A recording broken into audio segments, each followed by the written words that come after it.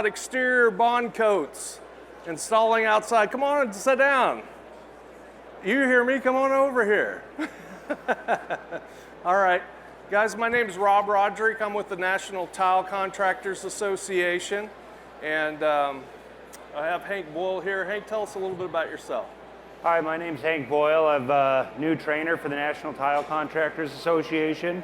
I just started out at the end of last year, and been doing tile for almost 25 years now. Third generation tile and flooring contractor. So brand new to the team and doing things like this, but having a great time. Great. So all week this week we're talking about exterior installations, and we have 3 more sessions coming up. I'll talk to you guys about them later, but today we're talking about exterior bond coats. We're talking about getting good coverage with mortars when we're working outside. Now, one thing we always want to think about whenever we're working outside is every component of that installation should be qualified to be used outside. If there's a membrane involved, if there's a mortar involved, the grouts, the tiles, we want to make sure that those different components of the installation are going to be all right in an exterior, because the environmental conditions are so much different. We're going to have a lot more moisture on it. We're going to have higher temperatures. You know, when we're doing an interior, we pretty much have that same temperature range of maybe 50 to 80, but when we get outside, you got to think about the coldest day in the winter, the hottest day in the summer. Think about all of that moisture that's going to get. Also, we want to think about where we're putting it as far as what's below it. If we're doing a balcony deck or something like that that has occupied space below it, when we look at our handbook, and we always teach from the Tile Council of North America handbook and the standards that we find in the American National Standards Institute, we have all of these different industry recognized methods in here. And they will separate the different methods based upon the fact if there's occupied space or there's not occupied space below it. So we want to make sure, if there is occupied space, we want to make sure that there's waterproofing that's done, and that falls in a section in the method labeled preparation by other trades. So usually a roofing contractor will come in, he'll be the one that's involved with that primary waterproofing, but those are the kind of things you want to think about if you've got that occupied space. The other thing is, all exterior installations require slope. We want to get that water off that installation as soon as possible. Water is very, very damaging. Most of the country falls in a freeze-thaw environment. There's actually maps that show how often you have that freeze-thaw that's going on. I'm from Springfield, Missouri. Where I'm from, we have 70 freeze-thaws a year. So the way that works is, if you can imagine just a tiny little microscopic crack and water gets down in it, well, the water, when it freezes, it expands, it opens that crack up. And that happens 70 times a year. So we always want to make sure to get the water off as quickly as possible. So what we need is 1/4 of an inch in tin, no more than 1/2 of an inch in tin. He's got a tape measure there. So we got 4 foot here. We need at least 4 times 1/4 of an inch is an inch. I think he's got about 1.5 inches. I think we're running about 3/8. Yeah. Unless somebody changed the stage since we were here last time. I don't know. But Did we have, but the maximum was 1/2 of an inch, right. correct? No yeah, more so than we're right in between there. Okay. You feel good about it? Yeah, I feel All good. right, great. The other thing we want to think about is making sure that the surface is flat. So we have 2 standards for flatness that we need to meet. One of them is for what we refer to as large format tile, which is any tile that has one side that's 15 inches or longer. And the other standard is basically for all the tiles that are smaller than that. So for the large format tile, our standard is we should not have any deviation in the surface of more than 1/8 of an inch in 10 foot. For the smaller tiles, we can have a little bit more. We can have 1/4 of an inch in 10 foot.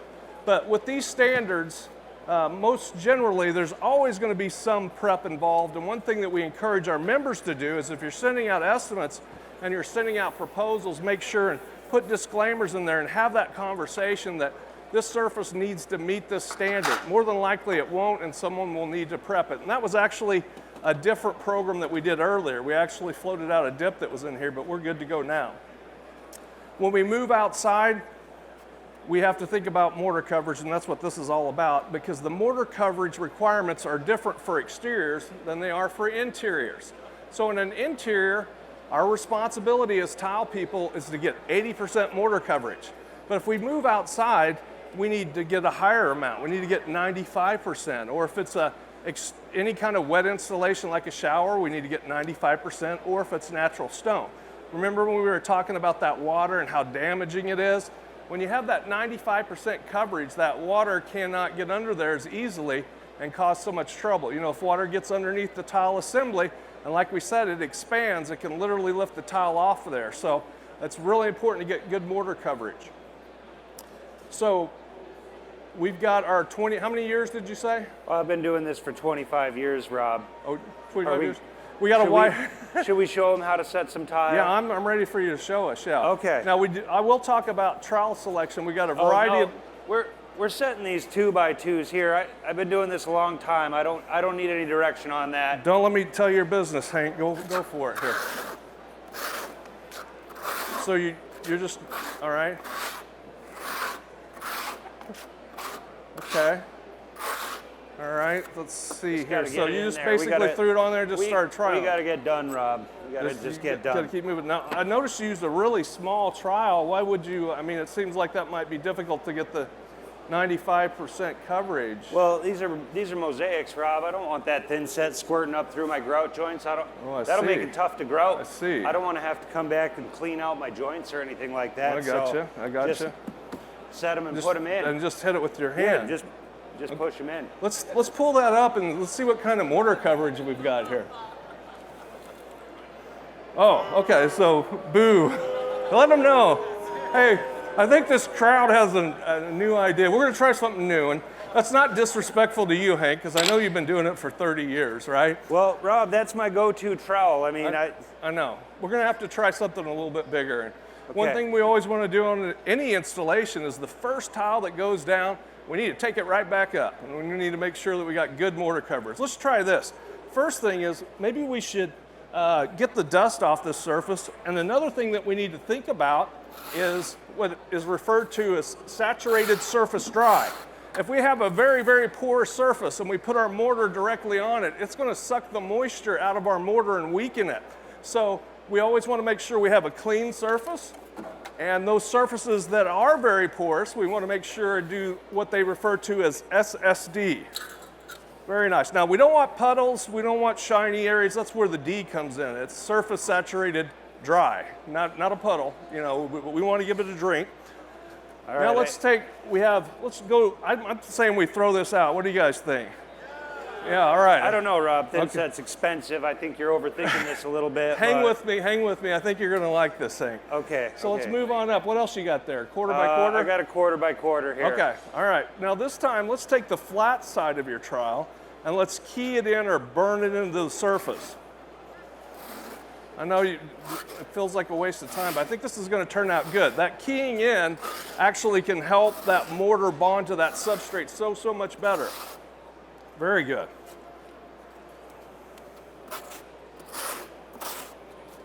Now I noticed you were doing that multi-directional trialing, and that's exactly how I learned how to spread mortar many years ago. Okay. The swirls look good. Here's the thing: we found out some new stuff, Hank. I know you've been kind of out of pocket, but what we found out is if you trowel in one direction, just one direction, and then you move that tile perpendicular to those ridges, it'll help you get better coverage. So let's try it, just as a kind of an experiment, see how we do. Okay. Say again? Now another thing, because we got mosaics, and he was worried about that mortar squeezing up, that's a real problem. So one of the things that you can do is use the flat side of your trowel, load it up with a little bit of mortar, and you can just fold those ridges down. Once you go the other way, Hank, we go this way, we can fold those over. So you always want to go the way where you can make those ridges lay down. Now let's put it in there. And we have where is our float at? We need a float to beat that in. Here it is. Now I got to buy more tools, Rob? Is that what you're telling me? You don't have a grout float? Come on, man. What's going on with you? Okay, I have a grout float. I've been using the same float for 30 years. Yeah, okay. All right, let's beat that in. You've got this crowd in an uproar. We've got to get some good mortar coverage here. They are just They're gonna crucify you after this. All right, you get a margin trowel, or we'll just use your pop it up. I'll just use pull my it up. hands here. We're getting better. We're getting better. Now here's one thing that I'll tell you is a big deal is surface prep. If there's any hump whatsoever or any dip whatsoever, you're going to see it in the amount of mortar coverage that you get. So that could be possibly a little bit of a hump, but we're doing better. Why don't we bring it on up to this trowel and do the same process again. We've already got the area cleaned off. We've already keyed in. We're going to try this little heavier trowel. Going to do the directional troweling.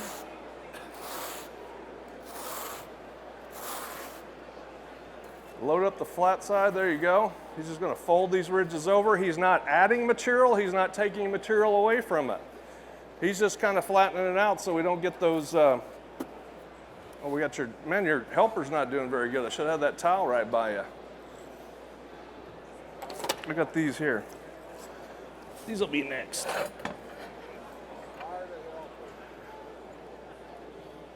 So there are trial guidelines in the NTCA reference manual that can kind of help you starting out to see where you might want to be, depending upon the size of the tile.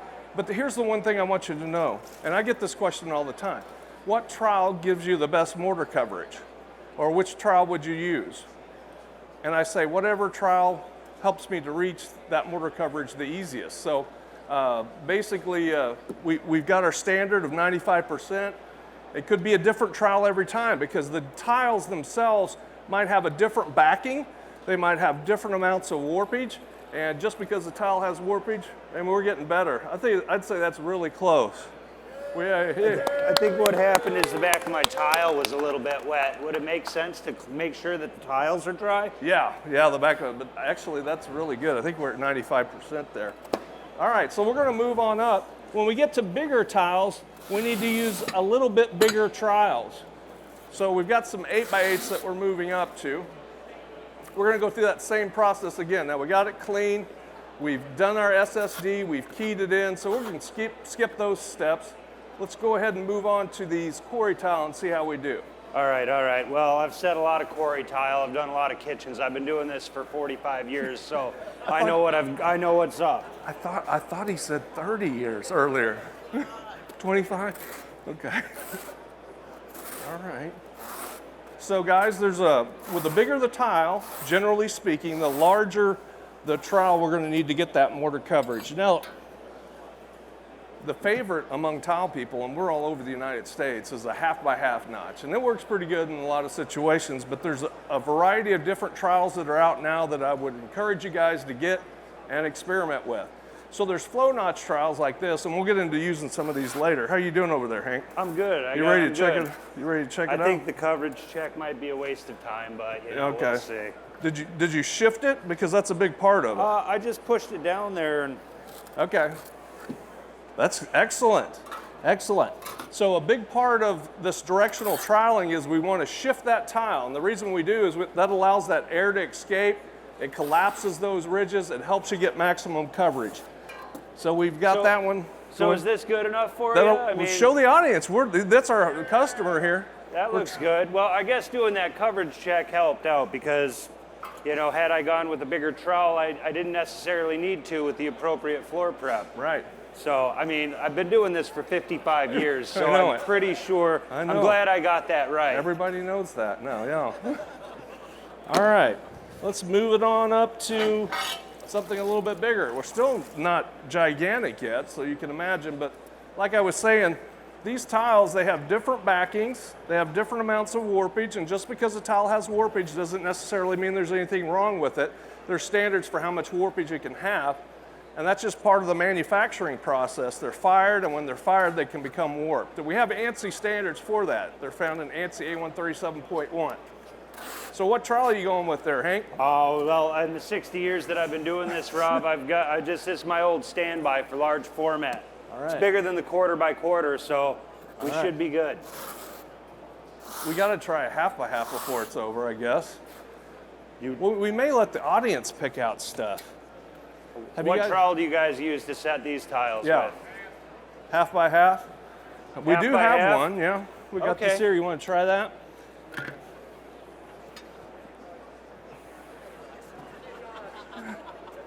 Oh, That's the, okay. that's the, All this right. is the 3/8. You talking Okay. about a half by Well, yeah, half? there you go. All right. Well, All right. I mean, Yeah. in 70 years, I haven't had to use a trowel this big for anything. I don't.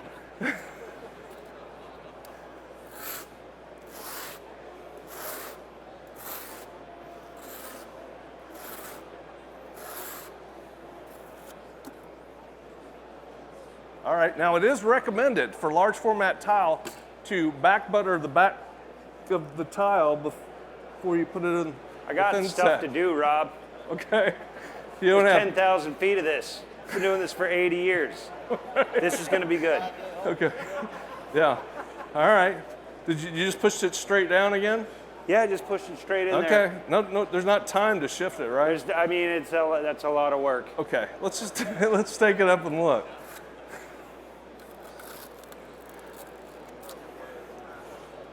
All right, let's see what we got here. Now you can see a little bit of this. Remember when I was talking about the warpage in the tile?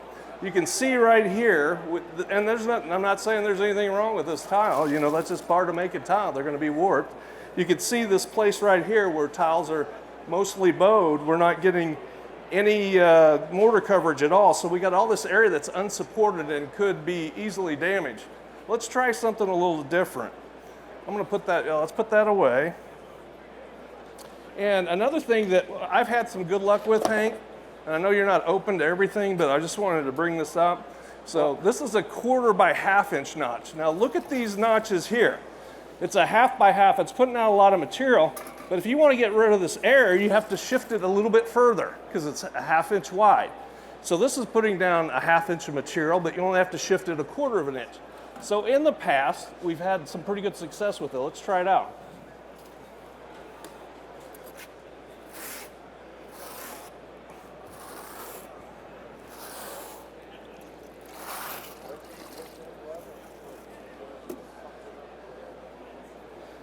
All right. I'll hand it to you. Don't Gosh. worry, Rob. I've got this. Yeah, I'm the world's worst helper. Over the last 85 years, I've had to They hump get- plenty of tile on my He's gotten own. grouchy over the last 45 years, just that I've been with him on this program.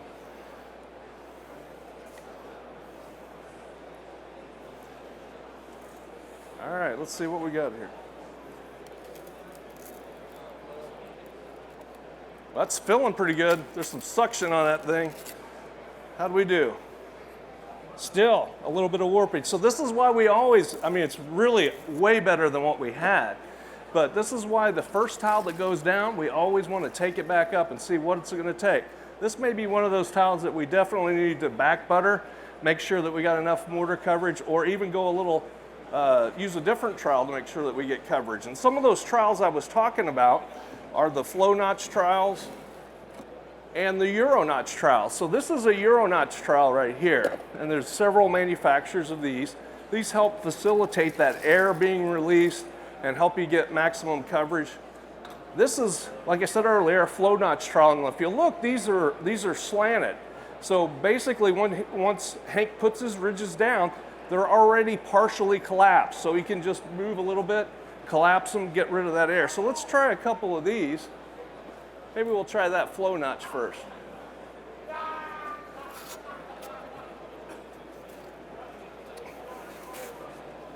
Do we have any questions from the audience? All right, quick review. We got to have slope. We need it to be really, really flat. And we have to think about SSD. If it's a real porous surface, we want to give it a drink first. Always want to use the flat side of the trowel and key that mortar in before we start spreading. And we want to trowel in one direction. Move the tile perpendicular. Are you tired of getting up and getting your own tile? Yeah, you know, over the last 100 years, and I know I don't look to be 100 years, but over time. Yeah.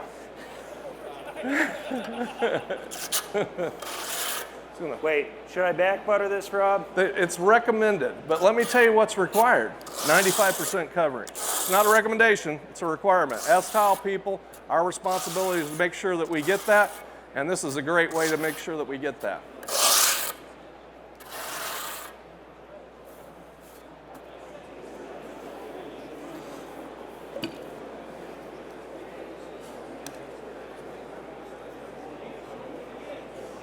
All right, what How do you you think, feeling? Did you Rob? just go straight in with it again, or did you rock it back and forth? I think we're running well, I'm gonna have to run back behind curtain if we don't get this one right. if we don't get this one right, well, Yeah. it's hard to teach an He old didn't dog move? new tricks, but I heard you talking about the shape of the notches and how they lay over, so I think we might be good. Try sliding it that way. They're already laying that way. You may have, let's see if we can still,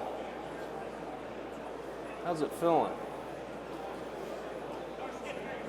All right, first off, what do you guys think? We got any guesses on mortar coverage? Front row, what do you think? 90? 98? Back here in the very back, you. Huh? 100 years. Not enough, he says. All right. Not enough? I think that's one of our consultants.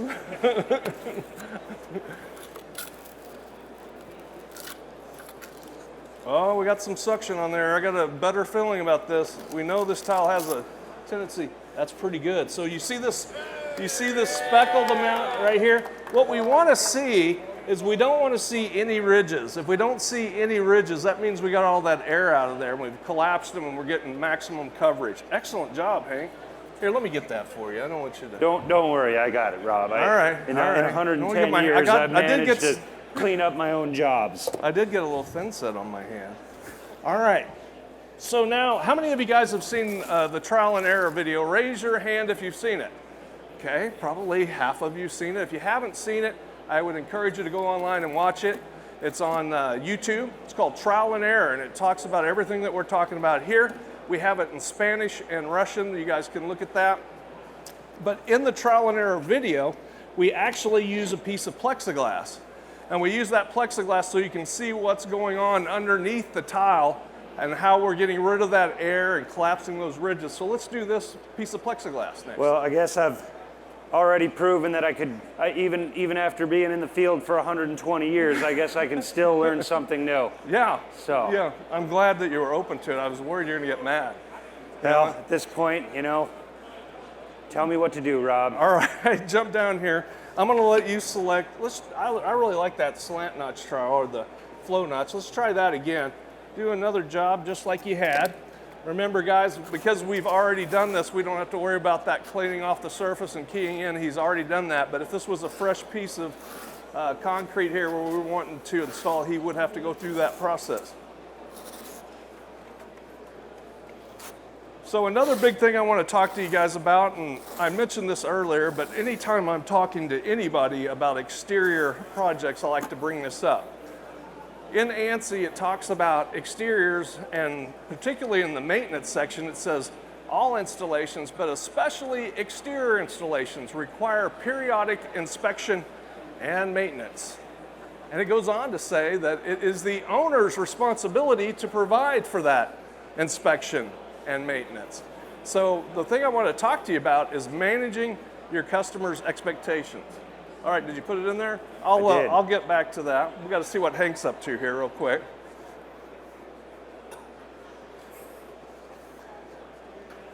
You shifted it over? No.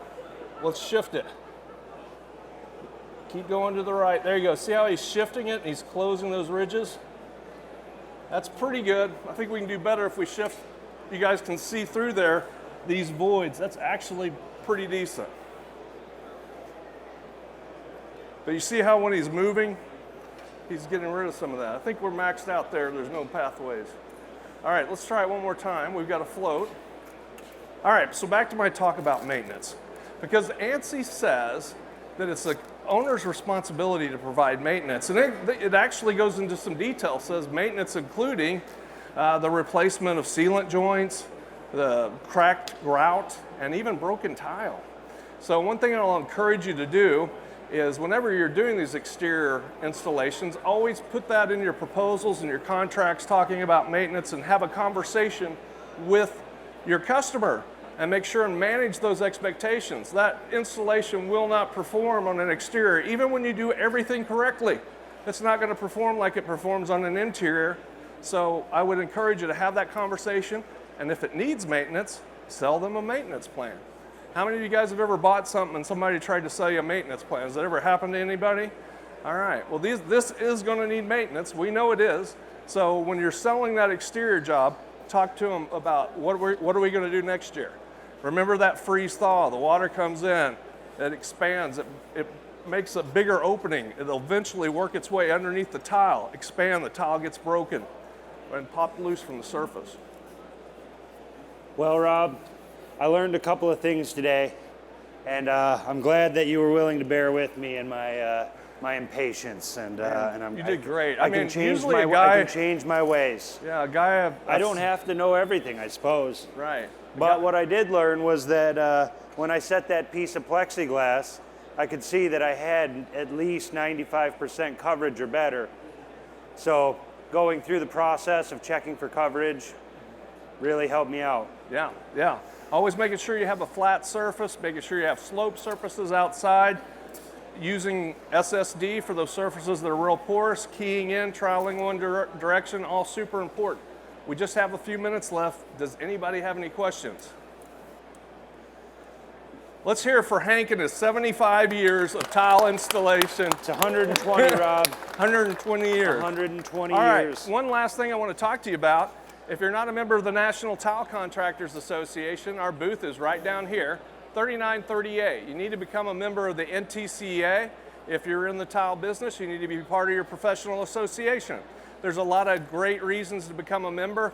All of those reference manuals, the TCNA handbook, the NTCA reference manual, ANSI, we will send those to you. Also, your name will be on our website. You can use our logo in your business. But come over, we'll talk about it. I think you guys will be really glad to become a member. Thank you guys. No, I don't think.